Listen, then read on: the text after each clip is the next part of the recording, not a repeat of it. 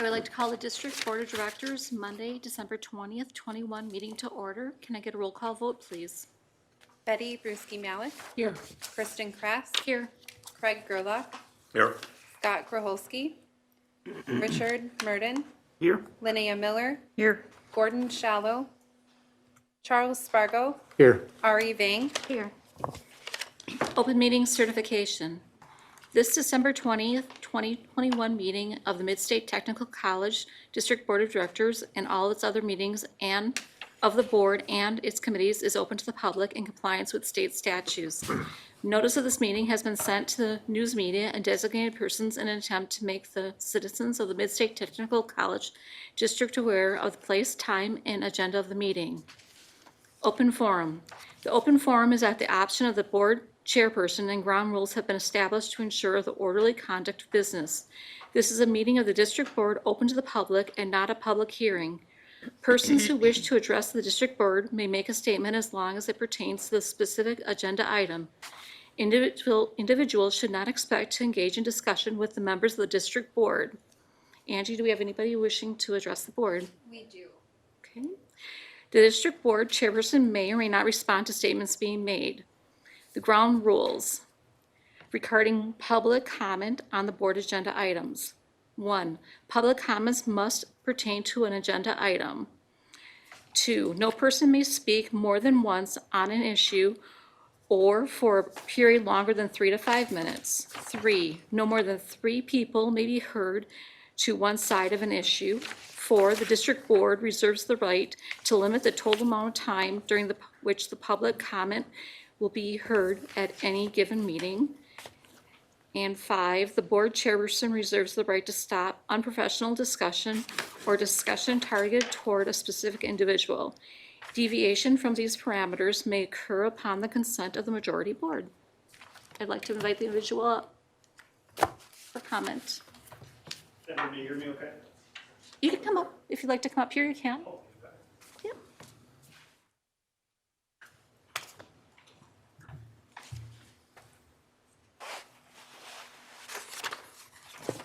Have to push anything or is it already on? No, it's already on. Perfect. You're good. I'm Matt Paulus. I'm representing the Bolt Company. Wish to comment tonight specifically on agenda item I, which is in relation to what will be reported on by the Finance and Infrastructure Committee in relation to the Construction Management Services RFP, specifically 803. Not only am I representing Bolt as an RFP respondent to the specific RFP, but obviously a vested partner, as many of you know Bolt in the community. A couple of things as it relates to this RFP in particular.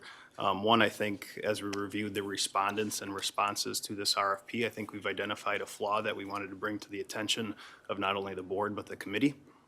But you've also, good side of it is I think through this RFP response, you've identified 2 really strong partners that are offering their services for Mid-State Technical College in the community.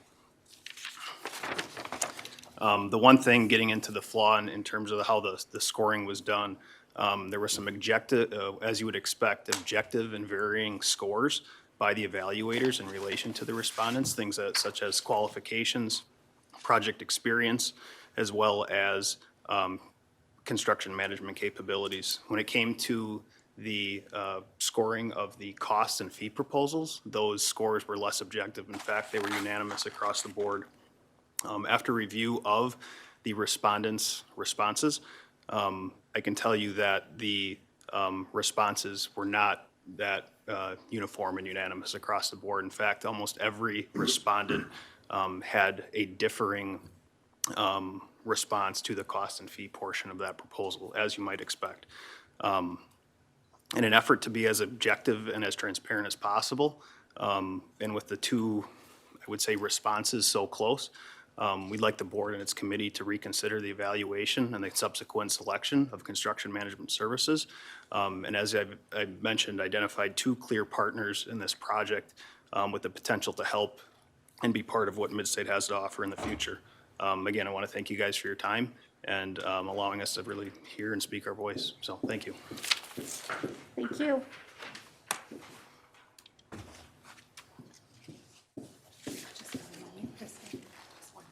Okay.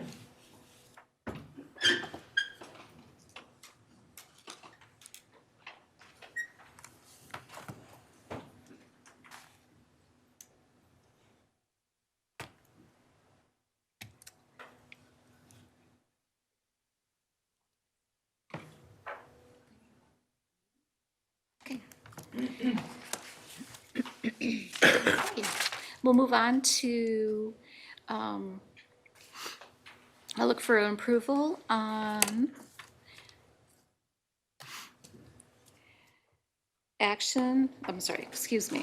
approval for the district board meeting minutes as shown in Exhibit A for the November 15th, 2021 meeting. Can I get a motion and a second? So move. Second. All in favor? Aye. Opposed? What's wrong, Betty? Oh, Okay.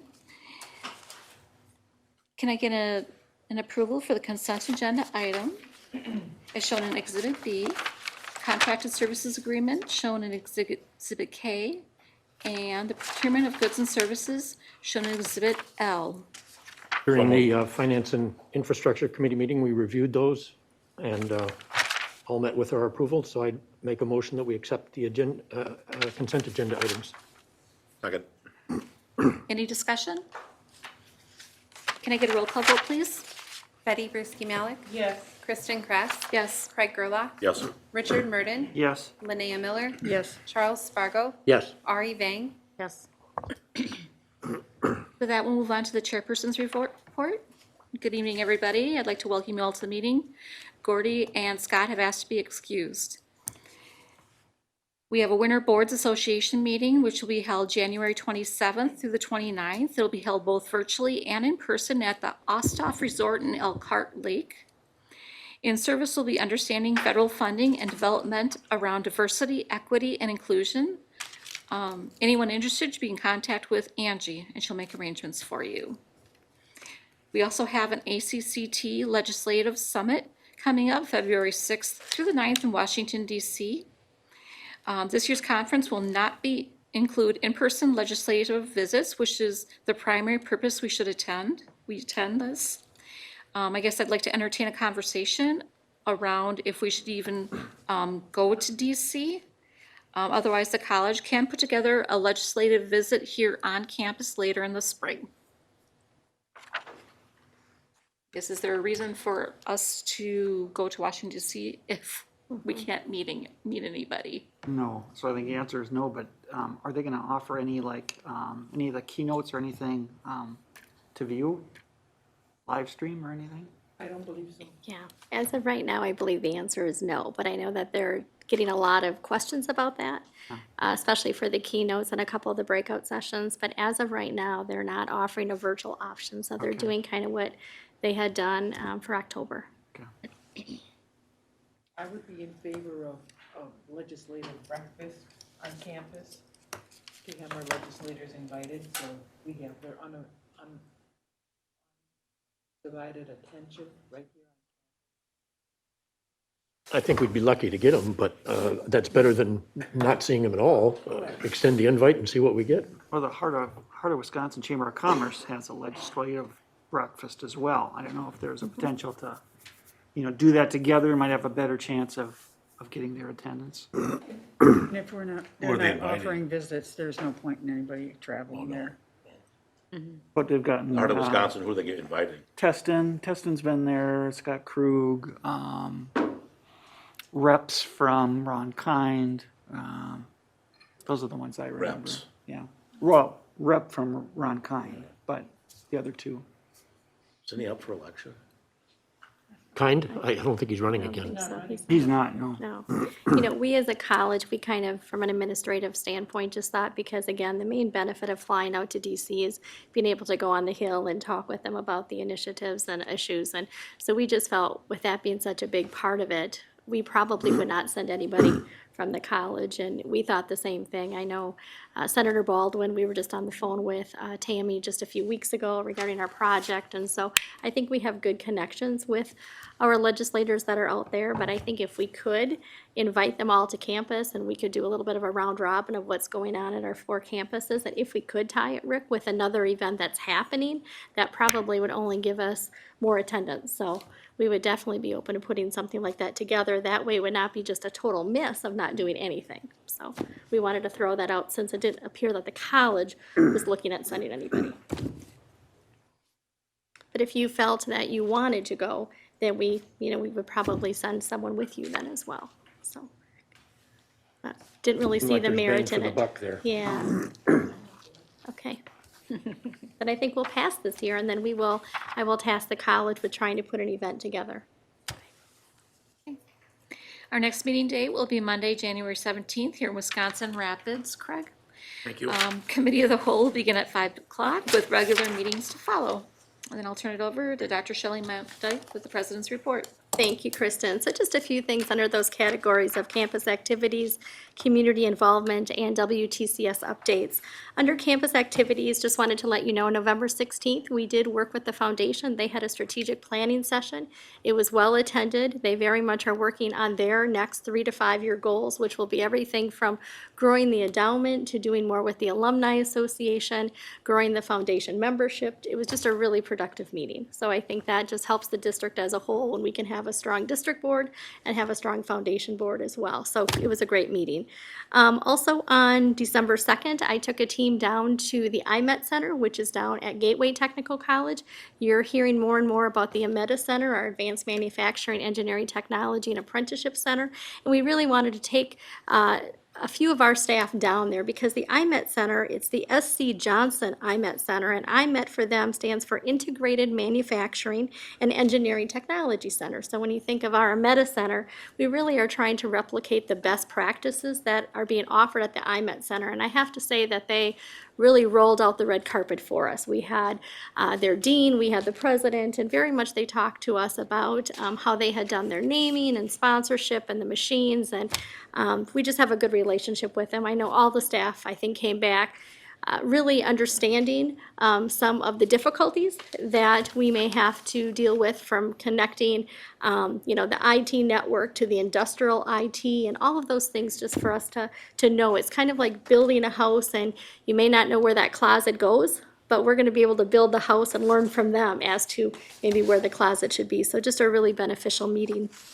Also, on December 10th, we hosted our Regional Skills USA for the local high schools. So we had 90 high school students that were here that were practicing for their state competition, and that's always just a great way to highlight what Midstate has as far as programs. Got out before the snowstorm.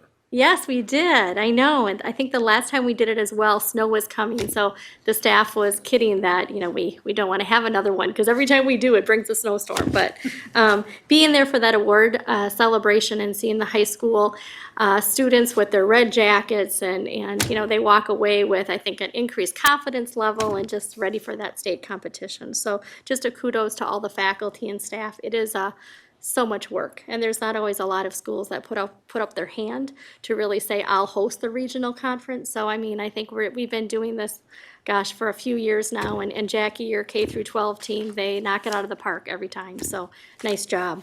And then talking about snow, we had established to do an outdoor graduation because we are a student-centered organization, and we asked our students what they would like to do, and they said they would like to have a ceremony, and we didn't want to do a virtual celebration, so we had scheduled our graduation on the Saturday, where the storm came in the Friday night, and so we did elect to move it to Sunday, and I have to tell you, it was a great event. Thank you to Betty and Linnea for being there. Linnea was recognized as our Mid-State Alumni of the Year, so congratulations, Linnea. Your speech and your words of wisdom were very inspirational. And I made the mistake, or not the mistake, of saying, can I hear the horns, because people were sitting in their cars, so we had horns throughout the whole ceremony, but it was a great level of engagement. And I don't know, Linnea or Betty, if you want to comment on it, but it was a great day, I thought. I thought it was just amazing. The kids were so connected, the parents were connected. And at one point when I was speaking, I said, I've spoken at a lot of graduations, but I think this one might take the cake for fun and spontaneous. And at the end, each student went through and came up, got their diploma, and got a picture with Shelley. And just the pride in the parents and the families.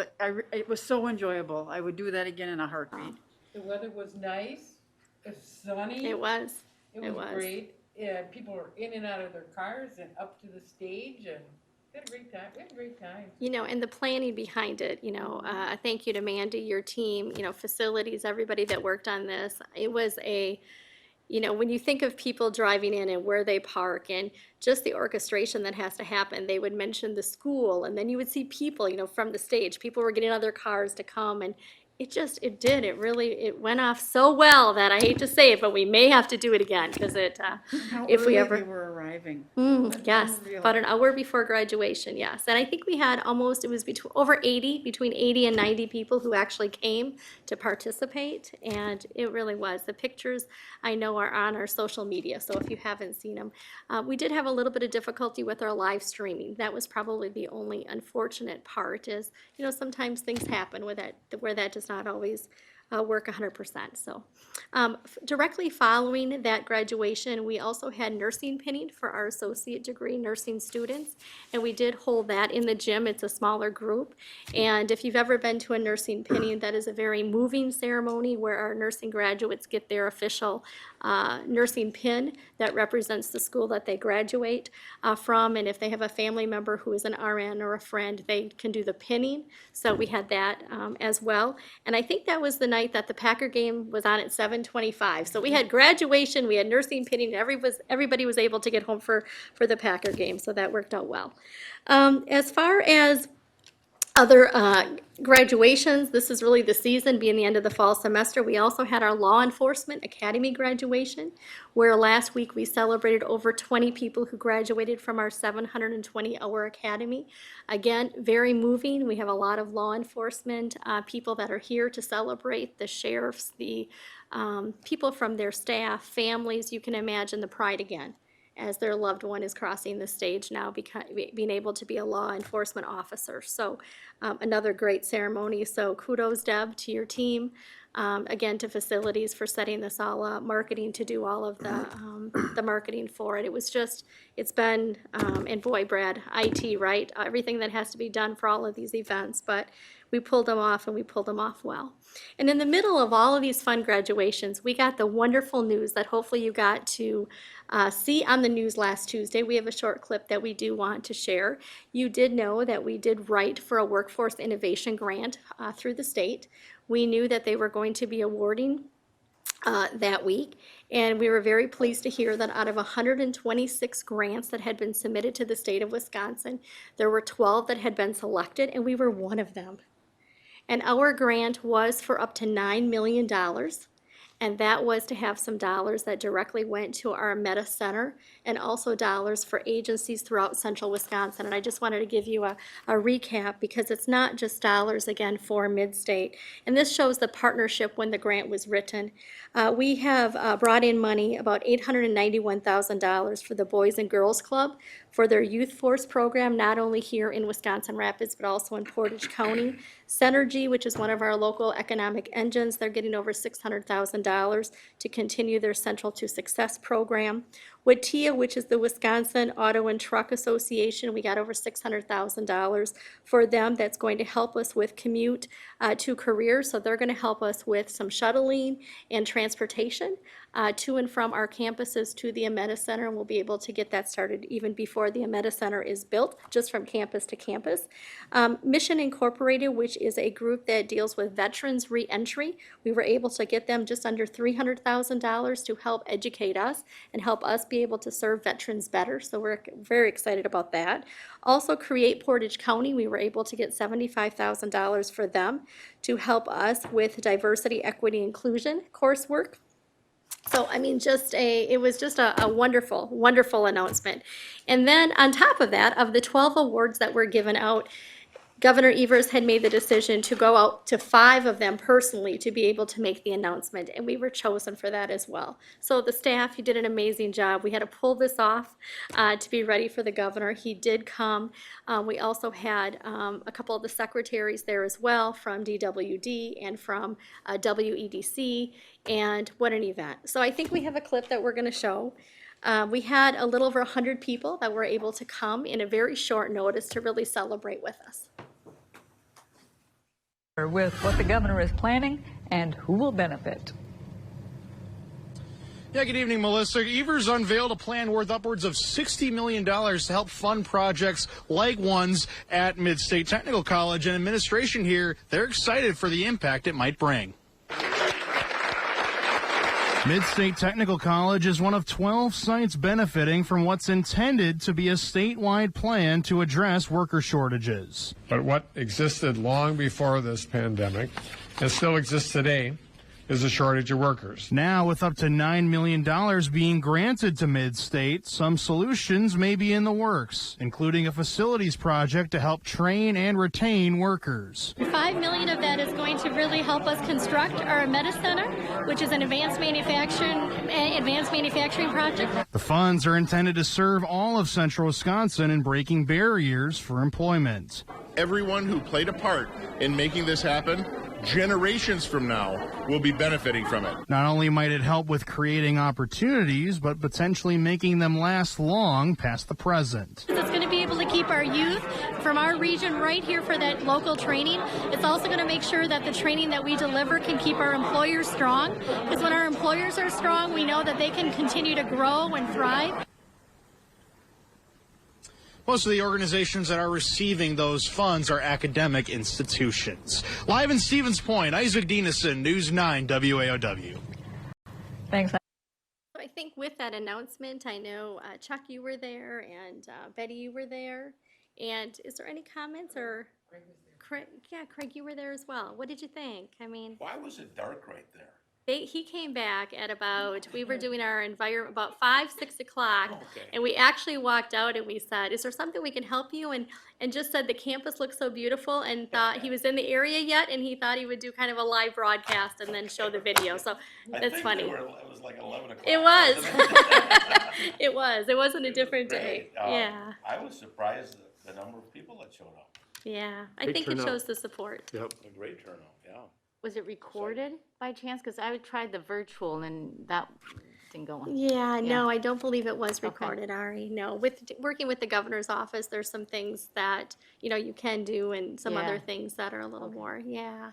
It was, I mean, it's really this has been a wonderful project, and I think having people come, it shows the support for this project, and so yes. And then also that week, if that was not only super news, we also heard, and I was able to share after the governor had left, that that we also applied for a federal grant.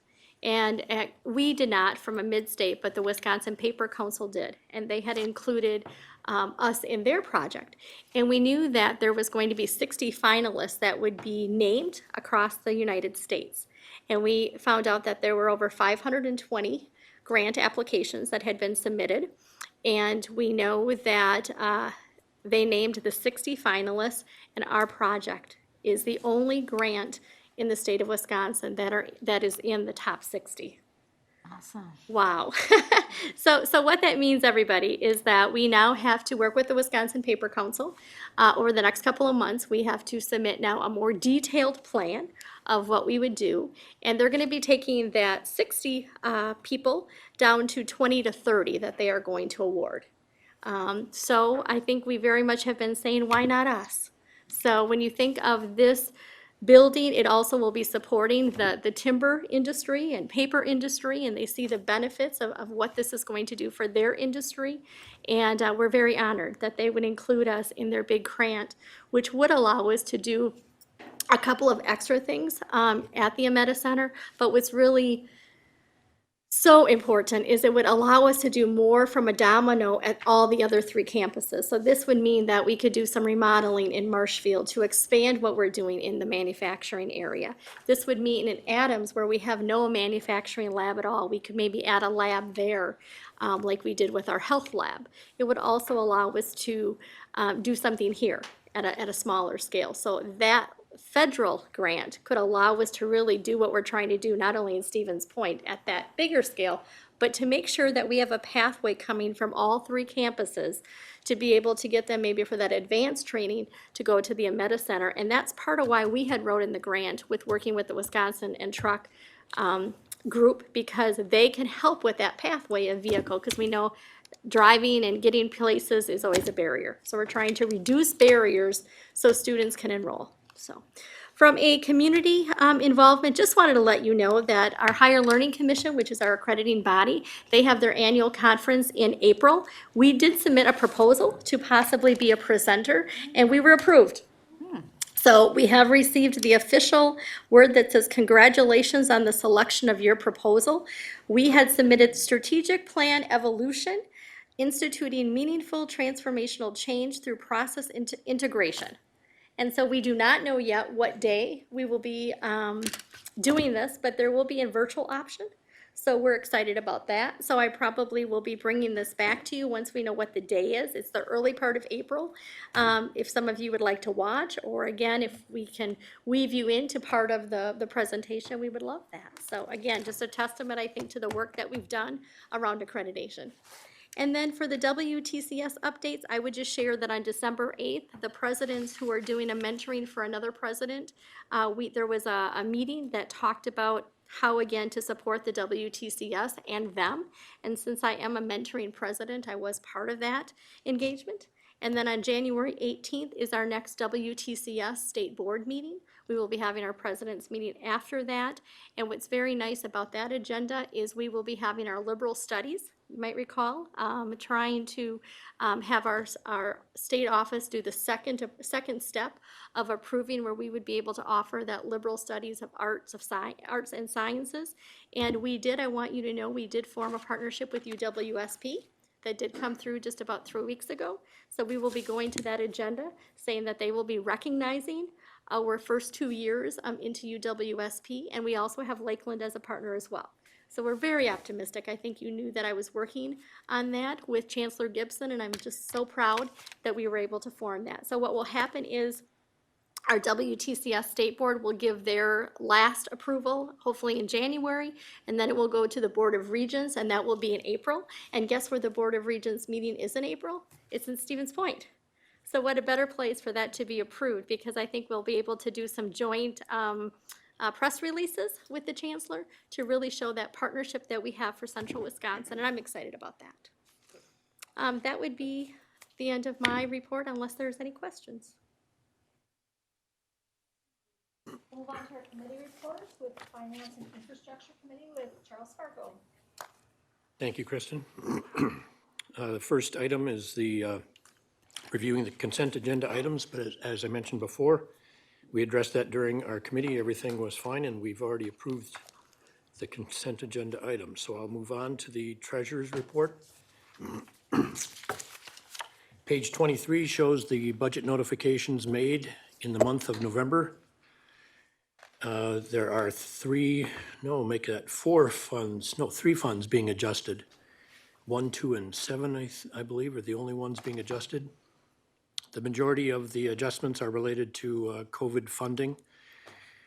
It increases our budgeted revenue by nearly $300,000, our budgeted expenses by $146,000, and so our budgeted fund balance increases by $148,000. Those changes are reflected on the next page. Current budget for the fiscal year 22. So there's not a lot of change so far this year, but that $300,000 and $140,000 are reflected in both the revenue categories on those funds and the expenditure funds. And then the resulting balance change in the fund equity at the bottom section. Moving on to page 25, shows where all the action is. This is the current actuals for fiscal year 2022. We've got year-to-date revenue of nearly $33 million. Year-to-date expenditures of about $25 million expended or allocated. So year-to-date, we're $8.2 million of revenue greater than expenditures. Of course, that's going to change as the months go by. We received $2.8 million in revenue in November and had $5.2 million of expenditures. So for the month of November, we had expenditures significantly above the revenue. So our changes in fund equity dropped. And you'd think because we were exceeding expenses over revenue by about 2.4 million, that our changes in fund equity would drop by 2.4 million, but it didn't. It only dropped by 1.4 million. You may wonder why. And that is because last month we got the additional $1 million in bond revenue. That doesn't show up in revenue. When you borrow money, that's not really revenue, but it shows up as income down in the bottom section in our fund equity. So our total fund equity dropped 1.4 million because we got the 1 million in additional bond revenue. Greg always points out that the Fund 1 is the most that we have control over, and specifically current expenditures. But if you look at the first column, we've got percent of budget expended for Fund 1 of 40.8%. And if you go over to the far right, the total year-to-date for all funds is at 41.7%. And if you take 5 of the 12 months that we've gone by, it's exactly 41.7%. So we're right on the money in terms of year-to-date pro rata expenditures being made for related to the budget. So we're in a good position there. I think that's all I have to say on, no, just let me point out that we've received 60% of our revenue, received or recognized 60% of the revenue, and 41.7%, as I said, of the expenditures. Okay, moving on to the next page, 26 shows our asset balances. We've got $19 million in cash and investments, which is very comparable to both last year and last month. So we're in good shape. Unless there are any questions, that's the end of the financial report. Greg, anything to add on that? Thank you, Chuck. Okay. All right, the next item on our agenda was the resolution authorizing the issuance and established parameters for the sale of not to exceed 4.5 million in general obligation refunding bonds. And John Meehan is with us again to guide us through that presentation. Thank you for being with us, John. Thank you. Thank you very much. Good evening. I have a brief handout I'll walk through, similar to the presentation which was made at Finance before the meeting. What we're looking at is some of your existing debt.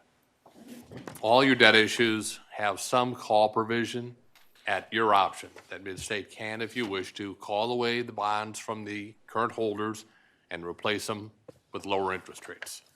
So we have an opportunity with 4 of your issues from the years 2013, 14, 15 twice, that those debt issues have interest rates at 3%. And looking at today's market, we think we have the opportunity to lower the cost. The new issue will be dated February 7th. It was sold the very first week of January. Part of it is because we want to move on it. We have official statement. We now have an audit. We've got a market that's in our favor, so we want to take the opportunity to grab some savings. But it'll be sold the first week of January, tax exempt, bank qualified. We're projecting savings roughly slightly less than $100,000 after all cost. So in relation to your overall levy or your overall budget, it's not significant, but it's an opportunity to reduce some costs, so why not? As far as the interest rates themselves, I have a page in the handout which really just shows how interest rates have gone down and they've been trailing low. Where they will go, no one knows. As I mentioned on page 6, it has the 4 issues that we're looking at. In the yellow colored area, those are the debt issues that can be called away at your option with a 30-day notice. And on the following page, what happens is those issues go away and they're all combined into one. The debt is not extended. We're not taking the debt out to a farther time period. It's all within its initial life. Think in terms of if you had a 15-year mortgage and you wanted to replace it with a 15-year mortgage just at a lower interest cost. That's what the goal is here. As far as the overall plan, we have a resolution before you. It's a parameter resolution, and what happens with a parameter resolution, and we do this with a number of the technical colleges, that because of timing questions, your next board meeting in January is on Martin Luther King Day, and the market is closed. So the next board meeting is February. Well, now we're 60 days out, which we don't need to wait 60 days. The parameter resolution says, as long as you can save money, keep it within the initial life, as I discussed, and achieve overall savings, you can move forward with it and delegate the authority for the approval of the sale to Greg. So that the resolution, the sale will take place on January 6th, that first Thursday in January. Bond counsel will look at the sale results, compare it to the resolution and the parameters, make sure we're within the parameters, and give Greg the okay to sign it on behalf of Mid-State. Have you ever done one of these parameters? You know, I don't know that you have. I know I've done them at Gateway, I've done them at MATC, and it's always because we run into, not always, but it's because you run into a data issue where, you're trying to meet calendar requirements more than anything else. So that's why, in this case, we're moving forward with the parameter resolution. Yes, sir. And callable par, that's the portion of the debt that's remaining, is that correct? Okay. That's a callable portion that's remaining. We're ignoring the March 1, 22, even if it's callable, we're ignoring that payment because your levy will be, collected to make that payment.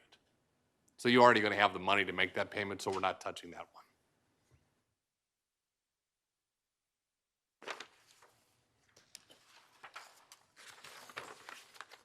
John mentioned during our committee meeting, and he said here, most of our debt is, or bonds have a callable option. These won't because they're such short term. This won't have a callable option, but normally, he says we do have that option, but not in the case of the refinancing. Well, and I mean, all the indications from the market is the rates are gonna go up, right? So it's a good time to. Yeah, I mean, it's a case when I see a refunding, because you don't have to do anything. And remember, it's your option, so you say, no, we'll just leave it alone. When I see it and say, you could save money, why not just do it? Don't try to, in my case, don't try to be smarter than the market and say, well, if I wait 60 days, what? Is it really gonna continue that? It might, but if it doesn't, then it's all lost, so. We're essentially cutting the interest rate in half, right? I mean, from where we are. Yeah, basically, right, The old saying, a bird in the hand is worth two in the bush. exactly. Great, yes. Any other questions for John? Okay, Need a thank you, John. motion on Thank that, Chuck? Yep. I'll make the motion to approve the resolution in Exhibit N. I'll second that.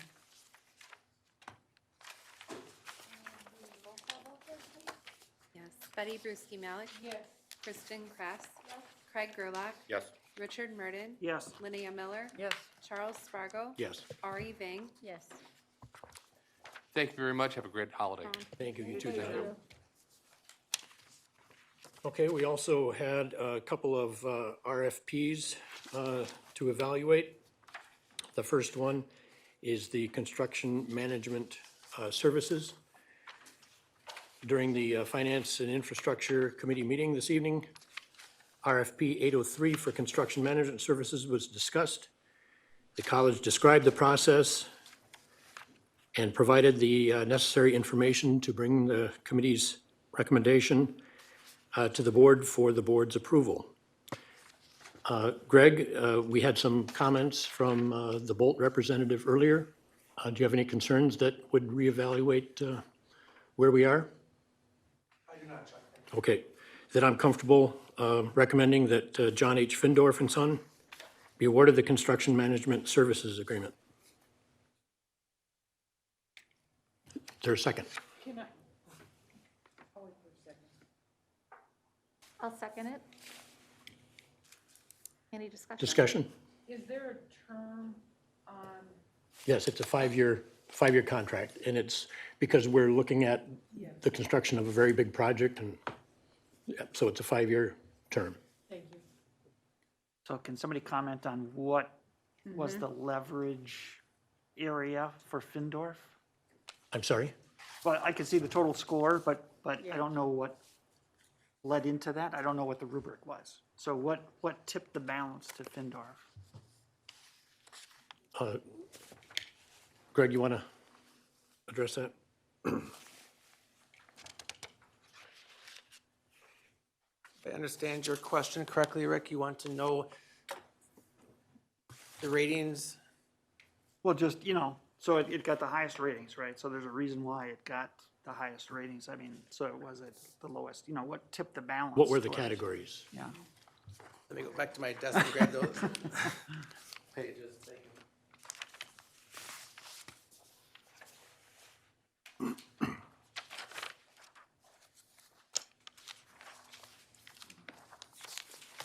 Greg shared, the president shared those during the meeting, but I don't Yeah, remember them I right can, offhand. I can share the categories, sure. The RFP categories, there were 4 of them, Rick. The first one was similar project experience. That was weighted 35 points. Company description and CMS capabilities was 25 points. Agency qualifications and management process was 20 points. And cost and project fee was 20 points.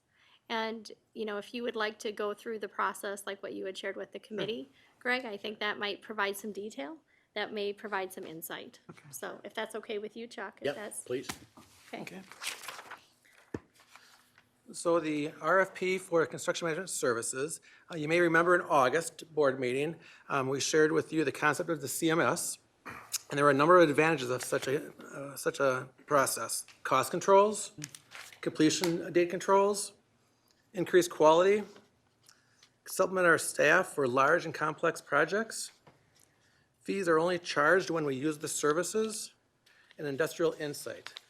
An education organization may not have the insight into construction so that they're to help us there. Due to the large and complex nature of the Meta Center project, we feel it is beneficial for the college to use a CMS. Please note there's no obligation to use the CMS as the general contractor to perform the trades work. The college continues to maintain the bid process on the projects. With input from 2 other colleges, Wisconsin Technical College System of Colleges, a multi-year RFP was developed for Midstate using similar criteria. The internal evaluation team comprised of Midstate staff was assembled and the RFP was published per college and WTCS protocol. Any clarifying questions proposers had were answered. And according to our process, we opened and documented the RFP proposal with 1 company present. The internal evaluation team received each proposal and was asked to individually score on the criteria in the RFP. Any clarification of RFP responses was completed prior to the scoring. The internal evaluation team met with the purchasing agent and compiled the individual scores. Once scores were compiled, the purchasing agent called proposers, informing them of the outcome and the recommendation to be given to the district board. So we are recommending tonight that we move forward with approving, that you approve J.H. Findorf and Sons as the CMS for the next 5 years. Based on those 4 criteria. Based on those 4 criteria that President Mondyke had mentioned. But can you elaborate on what tipped the balance? I mean, you can have a case where somebody's cost was much, much different than. So the organization that we're suggesting being awarded the contract did have the overall lowest score, as well as scored. Highest score? Had the highest score, lowest cost. That's Excuse golf, me, thank right? you. Golf is the lowest Thank score. you. Yeah, highest score, lowest cost, Okay. as well as the other criteria they were scored upon. It may not have been number 1 in all spots, but as the weighted average, they became number 1. How are the weights, the 35, 25, 20, and 20, how are those allocated? Is it based on the benchmark that we looked at, or? Again, working with the other 2 technical colleges that use CMS, and then we reviewed their RFPs, and it was very similar scorings in the proposal. The weighting The between weighting, yes. categories? I guess I'm just questioning, like, project experience, how do you define that from one business to another? What do you guys look at for that? Each individual evaluator reviewed the RFPs, the answers that the organizations proposed, and looked at the criteria that was in the RFP and weighted those based on that information, comparing it to what was in the RFP. So are you talking about the length of time that they've been doing it, or the number of contracts that they handled? Correct. If they have any instruction management service experience, we did ask, in the RFP was asked, to provide examples of construction management services that they provide. And I presume that the two highest were comparable in that? Yes. Yes, very, very small differences between the two until it came to the cost area. Okay. Thank you, Greg. Any other questions you have for me? Just to be clear, this is for the CMS service. Just for the management And services? and everything else will Is continue bid to get separately? bid out separately. Yep. Correct, yes. We're under no obligation to use the CMS for the trades or for the construction work.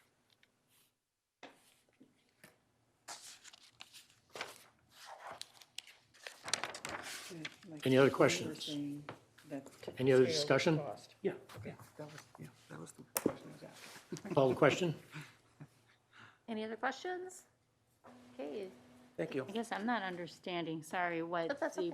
the public person that came from Bolt, what was his question, or what was his situation, I guess, in pertaining to this? I That- took that to mean that the scores were so close that we should partner up with. Or go back and review it again, or ask for another proposal? But if the staff is comfortable with the choice they've made, I'm comfortable moving forward with their recommendation. And I'm more comfortable knowing that if cost was I mean, cost is quantitative, right, not qualitative. Right. So if the quantitative data led to one choice over another, I'm more comfortable with that.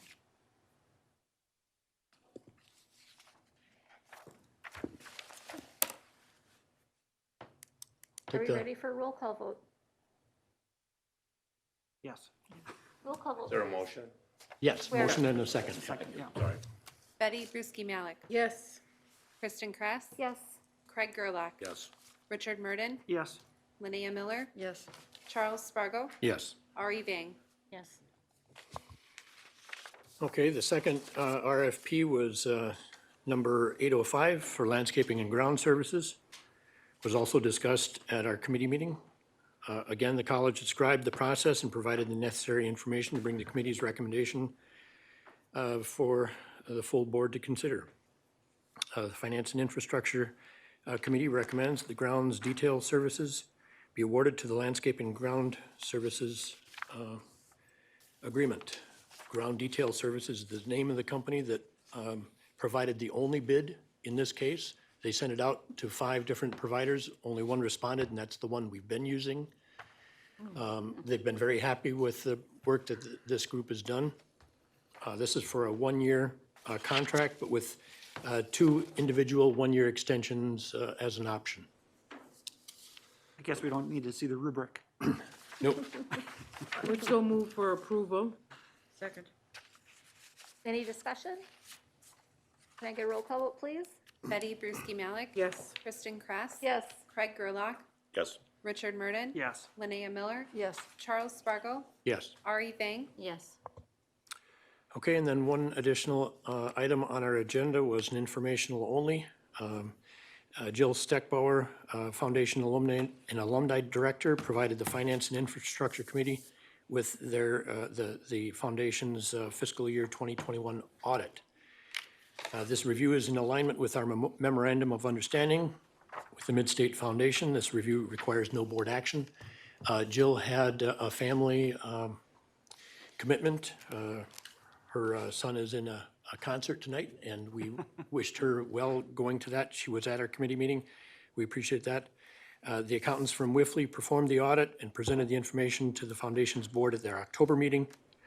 The results of the audit found the foundation to follow generally accepted accounting principles, and the financial statement accurately reflected their financial position, and the audit was considered a clean audit. So no action needed on our part, but it was done, and we're very happy with that. I noticed on the audit that their financials, which includes the funds received at the time of the end of the fiscal year, included the Ameta project, so it shows quite a large increase. But even if you take that out, the foundation asset increased considerably. So it's good job on the foundation for raising money in difficult times. I think that's all for the Foundation Infrastructure Committee. Thank you, Chuck. Thank you. We'll go ahead and move on to the Academic and Student Services Committee report with Betty Brusky-Malik. Thank you. Our committee met earlier this evening. We did not have any consent agenda items, but we do have a couple items that we're asking for approval tonight. The first one is for the concept approval of the Advanced Manufacturing Technology. And the academic team is working through a 3-year product development plan. Midstate is seeking concept approval to offer 2 new associate degree programs, Mechanical Design Technology and Advanced Manufacturing Technology. It is anticipated that these programs will start in the fall of 2023 with the opening of the Advanced Manufacturing, Engineering, Technology, and Apprenticeship Center. The Advanced Manufacturing Technology Associate Degree is a program that prepares graduates to work with intelligent automation to improve the efficiency of the manufacturing process in areas such as mechanics, information technology, and electrical equipment. This program is important to Midstate, to our district, as it will provide graduates with a unique skill and introduce area businesses to Industry 4.0. Economic modeling data is limited for this field due to the emerging nature of this occupation. Employers responding to the needs assessment survey reported that there are currently 571 full-time employees in this field earning between $20 and $30 per hour. These businesses project that they will have another 90 additional job openings by 2026. All employers reported that they would hire a graduate of this program. We anticipate the need for a full-time faculty and capital equipment when this program is launched. Grant opportunities will be investigated, and the academic budget dollars will be secured to ensure a successful program. And our Academic and Student Services Committee is asking for approval of the Advanced Manufacturing Technology Associate Degree at this time. And I would make that motion. I'll second that. Any discussion? Can I get a roll call vote, please? Betty Brusky-Malik, Yes. Kristen Cross. Yes. Craig Gerlach, Yes. Richard Murden. Yes. Linnea Miller. Yes. Charles Spargo. Yes. Ari Vang. Yes. Our second degree that we're asking for approval tonight may sound familiar to some of you because we've had this degree previously. This program prepares this Mechanical Design Technology Associate Degree, prepares graduates to work with engineers in the design and the preparation of engineering drawings for all types of machines and products. Midstate offered this program in the past, as I've said, starting with approval in 1968. The program was suspended in 2010 and was officially discontinued in 2016. A needs assessment and an employer survey demonstrated a strong need for this program. It is projected that we have a 5.2% increase in job openings by 2026. Employers responding to the survey reported that there are currently 102 full-time mechanical designers with salaries ranging between $15 to $40 per hour. These employers project an additional 121 openings by 2026. An overwhelming majority report they would hire graduates from this program. We also anticipate a need for a full-time faculty and capital equipment when this program is launched. Grant opportunities will be investigated also, and the academic budget dollars will be secured to ensure a successful program. Again, our committee is asking for board approval of the concept for the Mechanical Design Associate Degree Program. And I would so make that motion. Second. Any discussion? Can I get a roll call vote, please? Betty Brusky Mallett. Yes. Kristen Kress. Yes. Craig Gerlach. Yes. Richard Murden. Yes. Linnea Miller. Yes. Charles Spargo. Yes. R.E. Vang. Yes. We did have one informational item tonight, and Dr. Mandy Lang gave us an update on the student cohort default rates. This year's cohort default rate is from the 2028 cohort of student loan borrowers, and the cohort default rate is the percentage of those borrowers who defaulted at some point in a 3-year time period. They have to be 270 days behind in their payment in order to be considered to be in default. Mid-State's latest rate is 10.4, which is down from 18.4 from last year. This is significantly impacted by the COVID pause on student loan repayments. We expect the COVID pause to impact the rate 1 to 2 more years, and then we anticipate that the rate will jump back as a result of payments starting again. Midstate is working with the Acetum Cohort Catalyst, which is our default rate management partner, to try to get ahead of the loan repayments that are expected to start again in February of next year. And that was informational only, and that is from Dr. Mandy Lang. Any questions on any of the items? If not, that concludes our meeting. Okay, we'll move on to Human Resources and External Relations Committee with Richard Murden. Yes, our committee met earlier this evening. A couple of items here. The Stevens Point Holiday Parade was held on Wednesday, November 17th. The theme was Let It Snow, and Midstate was well represented. Approximately 70 staff, family members, and students joined the festivities, all wearing matching Midstate stocking caps and flashing candy cans. The Marshfield Holiday Parade was held on Thursday, November 18th. 16 staff and family members joined Grit, the mascot, during the holiday parade. Prior to the parade, staff and families gathered for hot cocoa, pizza, and cookies to celebrate the upcoming holiday season. The mobile agricultural lab was adorned with classic white lights and a large wreath. Although it was chilly, the crowd was abundant and lively. Walkers waved and passed out candy to the festive Marshfield community. Grit mingled with the crowd and was especially popular with the youngsters. Great time had by all. The Hat at Your Place setting is compliments of the parade planning teams. In addition to the parades taking place in our communities, the college hosted our annual winter celebration. It was held virtually last Thursday. Employees enjoyed lunch with a virtual game along with an ugly sweater contest and prize drawings. Group award winner was the respiratory therapist faculty, and individual award was Shelley Higgins. Bobby, did you want to share any No of the pictures pictures? or anything? Not necessary. Okay. That's all. Thank you, Rick. Okay, earlier this evening, the Committee of the Whole met, and we discussed continuing education opportunities. We heard from the Division of Workforce and Professional Development about their strategies surrounding the Something for Everything brand, or Everyone brand. The Something for Everyone brand is our college's commitment to provide a well-rounded offering schedule for our district lifelong learners. The college offers a variety of courses from enrichment to professional development at low cost, from no charge to small charge, with accessibility options from in-person to fully virtual at each of our campuses. The goal is something for everyone.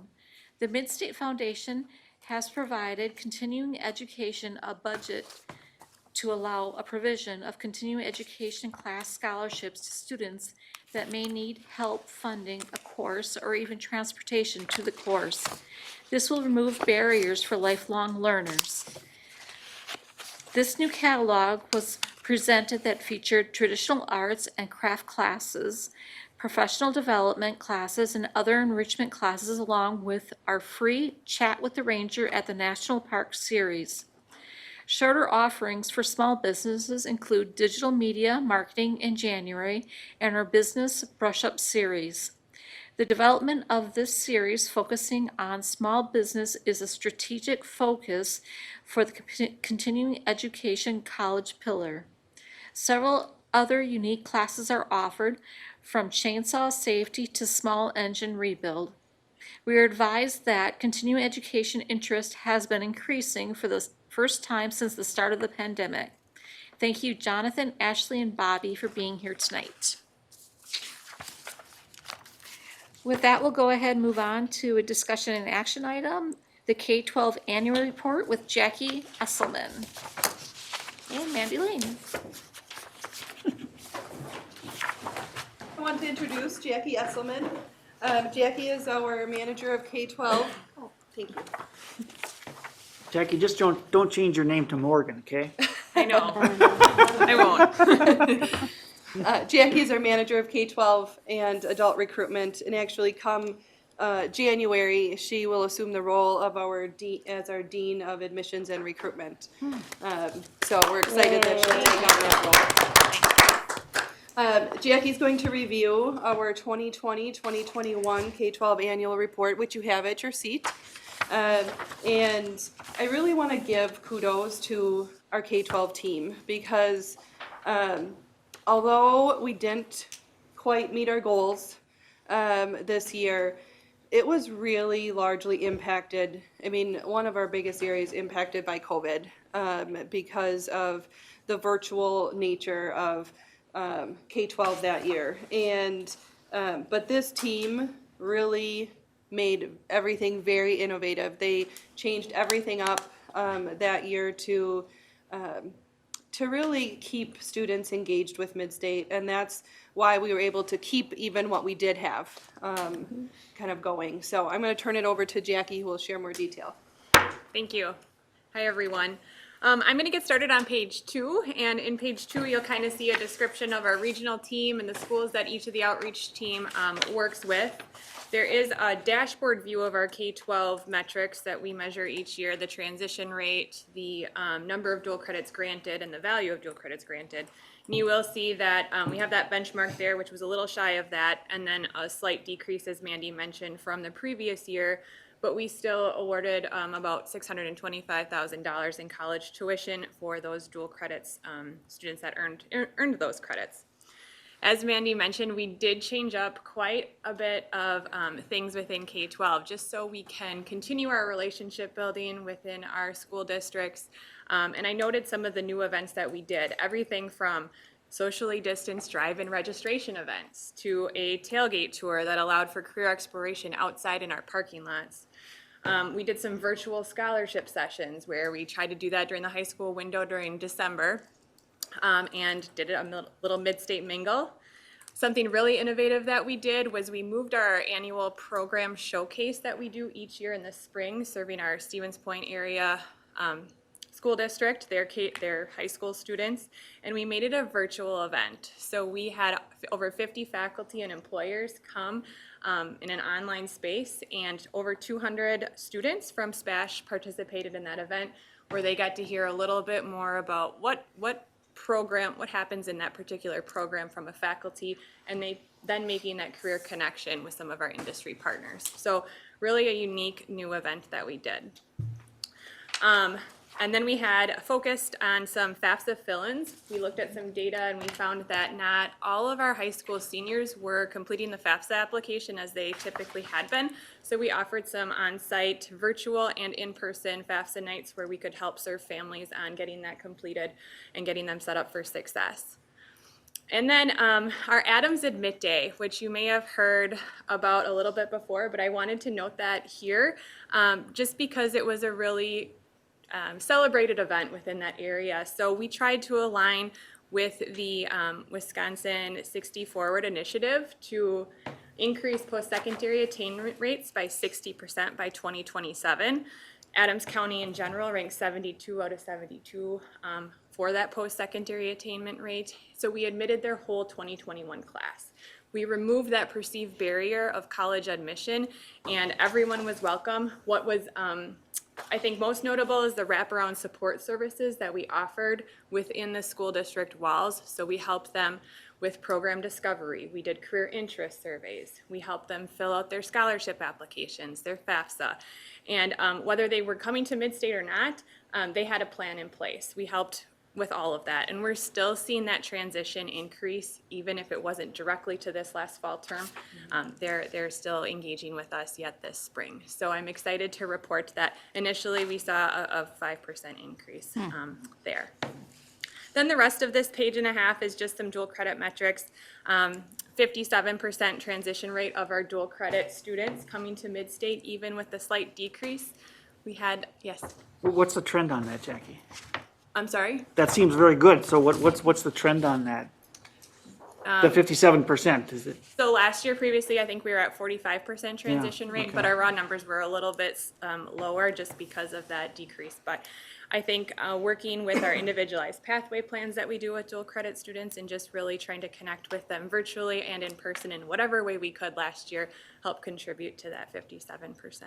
And that 50, I'll just note that 57% is usually around, or even the 45 at that time is usually around second place in the WTCS.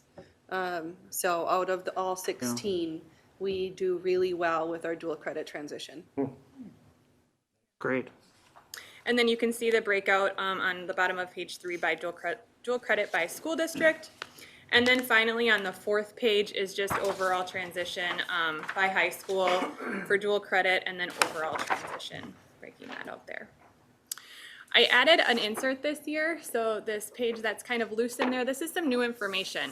And I wanted to highlight who our dual credit students are by gender and race. Now, not everyone reports that kind of information, but this kind of trends over the last few years since we didn't include it in previous ones. So you can see those charts showing that. And then finally, the backside of that insert page shows the credentials earned by high school students. And just last year, we had 55 students take our nursing assistant program while in high school, so they're earning that credential before their high school graduation.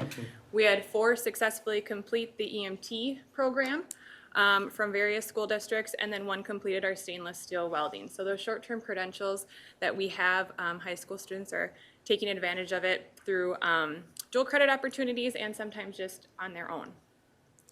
The last chart that you'll see on that insert page is the Start College Now trends over the last couple of years. So this was a new piece to the annual report I wanted to highlight because we have seen an increase of students taking more courses and more credits and more students taking all of those things year over year. So those are the metrics from that. And for those who may not know exactly what Start College Now is, it's also considered kind of dual credit when a high school student takes courses at with their high school, but then they get both high school and Midstate credit. But this is at Start College Now is when the student comes to Midstate to take the class, whereas the other dual credit is actually a high school's instructor certified to teach classes at the high school, and the student doesn't come here. But Start College Now is they come here, and the high school actually pays that tuition. And that's a statewide program. How do you manage the logistics, between, okay, you're laughing, so it's difficult, yeah. Yeah, I mean, there's a lot to it. There's, with our dual credit, especially with instructor qualifications, Jackie can attest to it, between, there's a lot of communication and collaboration that goes on between us, the high school, our HR team, because they approve those credentials, but our K-12 team does a really good job, and it's because of the relationships that they have, and that we have a dedicated person assigned to each high school that they can keep that in place. I have a question. I guess I don't know how many courses you do as dual credits? I mean, is it unlimited, or how do you decide what is gonna be a dual credit course? Yeah, I think we take into consideration a lot of things like what is the qualifications needed to teach that class, because those differ between our faculty and high school faculty. The rigor especially, we want these students to maybe have it be more of an entry-level course rather than an advanced course. We want them to see the wins in taking a college-level course while in high school. A number of things. I work very closely with our academic leadership team. In fact, we're just reviewing our dual credit offerings right now for the next coming year, adding some, maybe readjusting to see if some of them aren't a fit. How many would you say roughly, Jackie, we're offering, roughly, just a range? I would say 20 over, or 40 or 10? I think we're near 50 dual credit classes. Yeah, more than what you would think. Oh, I guess. We have a menu of dual credit, general education classes. Each school has at least a couple of classes within the dual credit offering. I have a question too. First of all, I want to say these are great numbers, by the way, just from like, I'm going to date myself here, but like 20 years ago when I was going to high school, it was, What year was and that? that's being generous, estimation there. But, you know, like that was just starting and it was becoming a thing, but not a lot of people were that interested. So just to see the interest in this is really great. Do we know, in comparison to them taking these credits and getting them done or approved at the university level in town here, what the numbers are from there? So it really is based on the articulation agreements that we have. So it goes course by course typically, unless there's a 2+2 agreement in which they take the whole package. Really, the majority of our courses transfer on to the university level. And we do take that into consideration when we look at and choose which dual credit classes transfer. Suzanne Rathy, our Dean of General Education, works closely with our four-year partners to try to continue to get more and more that transfer. You know, years ago, we offered a lot of 2-credit classes. And so that transferability was like really, really hard to get. But now most of your classes, I'm guessing, are at least 3 credits. And the articulations have improved so much that it very much has made it so much better, which is a really good thing. And now with getting our liberal studies of arts and sciences, that will really make it even more seamless, which is exciting. And when we look at general education, I mean, the instructor qualifications, you know, for those, it's determined by HLC. Yes. So regardless if they're an instructor here, high school, at the 4-year level, the requirements are the same. So for those general education classes, so. And it really is hard for the high school as well, and I don't know, Craig, if you want to comment, because, you know, they're also have that difficulty of finding the faculty for certain classes, and depending on their experience, sometimes from an accreditation standpoint, they don't match up, and that's really unfortunate, but that is kind of the world we're in right now. It's, you know, you may have a course, if they lose a teacher or we lose a teacher, things can very much be different from, you know, year to year. But this is amazing numbers, you all, just amazing. Another barrier is scheduling. Yeah, yes, exactly. In our situation, you know, SPASH schedule for a kid to actually leave the building and not miss their band hour, for example, so there's a lot of limitations, but we got, you know, I've been having this conversation for, I think, 30 years, and it just gets better and better and better, so giving kids options and the ability to graduate with credits is a good thing. And you as a board, if you remember when I had came on, one of the things we talked about is those pillars of opportunity, and one of them was really strengthening our K through 12 relationships and our partnerships, if you remember. And when we had redeveloped our strategic directions, we put K through 12 right in our strategic direction. And then we really aligned the staff to be able to serve K through 12. And I think that really Mandy's leadership and Jackie, your leadership, I mean, amazing. But also the school districts have been so welcoming and really allowing the staff now to have hours or a spot at the high school is so, I think that just makes it so much better because those students are used to seeing Morgan or they're used to seeing Mo now. And they're branded as Mid-State. And I love, Jackie, when you talk about that, even if they don't come to Mid-State, how you're there to help them as an educational, advisor. I think that's big, and I think that goes a long way. And I think no matter where a student goes, they're always going to know that Mid-State was there to help. And sometimes, people change their pathway.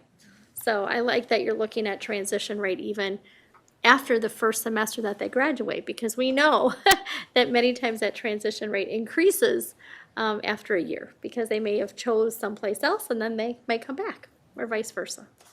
But just the difference, just over the past, let's say, 5 or 6 years. I can remember having a discussion with the principal at Lincoln about why we don't see a better transition rate. And he goes, well, to be honest with you, we see other technical colleges here at Lincoln. We don't see Mid-State. And that's been a big change, and now look at the results. Yeah. You need to be visible. Yeah. You need to be present, and you have to be seen as a resource. But we aligned, and you all supported making K through 12 really a strategic direction, and we've aligned our resources to be able to do that. So it is nice to see the outcomes. Very nice. Great job, Jackie. Good job. Thank you. So you're letting her go? No, yeah. She's done so well, now she has more opportunity here. We're happy you're here, Jackie. Thank you, everyone. Okay, with that being said, we'll look for adjournment. Can I get a motion and a second? Motion. Second.